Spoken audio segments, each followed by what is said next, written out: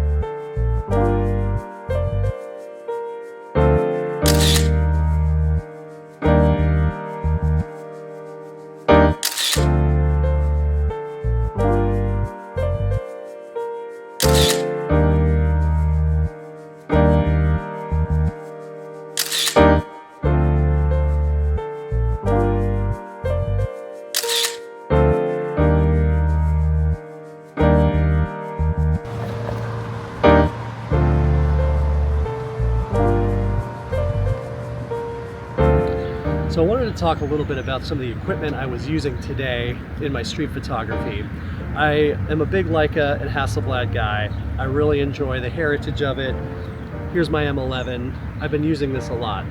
I'm still getting used to the zone focusing, and so I also picked up a Sony A7CR, which essentially, if you get the right kind of lens, which I have a 40mm 2.5 that they make specifically for that, you can put it on there, and it's essentially the same thing as my Sony, the same focusing system as my Sony A7R5 or my Sony, even my Sony A7CR. That autofocus is just insane. And as a new street photographer who's still getting used to being able to get up close to people and really lock them in, get them in focus, and get good street photography photos, I find that I'm still having a challenge with the zone focusing on my M11, and I'm getting a lot of soft photos when it's close-up range. So I find that this Sony camera is a fantastic tool. When I really want to get up close, I can just shoot from the hip. I can, I have 2 different focusing modes with 2 different buttons on my camera, which I can show you how to do that later. But I'm able to just press the button, know it's gonna lock in to the eye, get the photograph, shoot from the hip, and as long as I'm pointed the right way, it's almost impossible not to get a shot in focus. So I highly recommend, if you're struggling, you're still learning how to do the manual focus thing, and you don't have time, you're doing some fast-paced street photography, you don't have time to slow it down, I highly recommend getting used to using the Sony focusing system. You'll get great results. Who cares if it's an autofocus? Eventually I'll get much better at zone focusing. I'll be able to get those shots no problem. But in the meantime, I want to create art and I want to get good photos. So I'm going to switch between my my Leica and my Sony so that I can create the art that I want to create. You shouldn't have to... Sorry, there's a siren. There's no need to be a snob when it comes to gear. Just find the tools that work for you and you'll make the art that you want to make.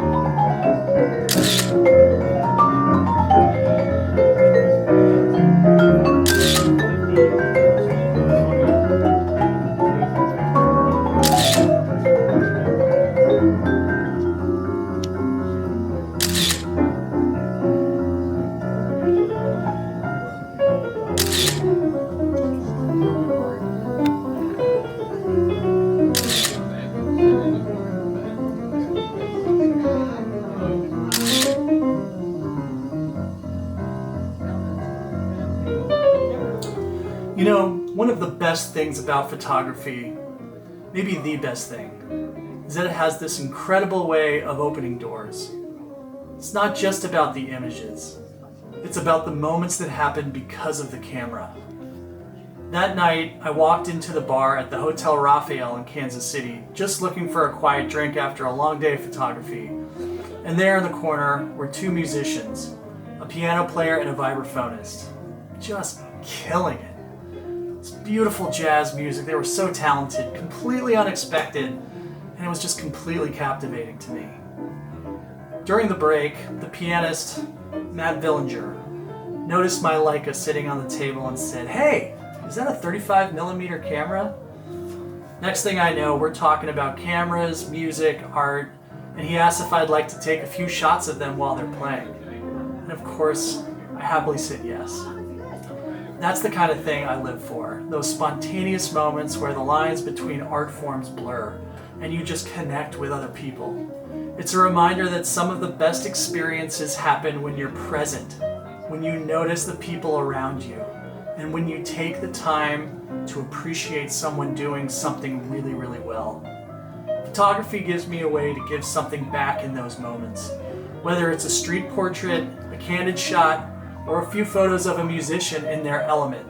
It's a way to say, hey, what you're doing matters, and I really think it's awesome. And that's one of the biggest reasons I love photography, because sometimes it lets you create a small gift for someone else, a memory, a memento, a thank you. Anyway, thanks so much for watching this first photography video of mine. If you enjoyed coming along with me on this trip to Kansas City and seeing the world the way that I saw it, I'd really appreciate it if you liked the video and subscribe to the channel. I've got more stories, more photos, and more moments like this coming soon. And before we go, I want to close out the video with a little more of that incredible performance by Matt and his buddy. You can find his Instagram in the description below, and if you're ever in Kansas City, do yourself a favor and catch him live at one of the jazz clubs there. They're amazing. Great jazz theme. The guy is the real deal. Alright, enjoy the music and I'll see you next time.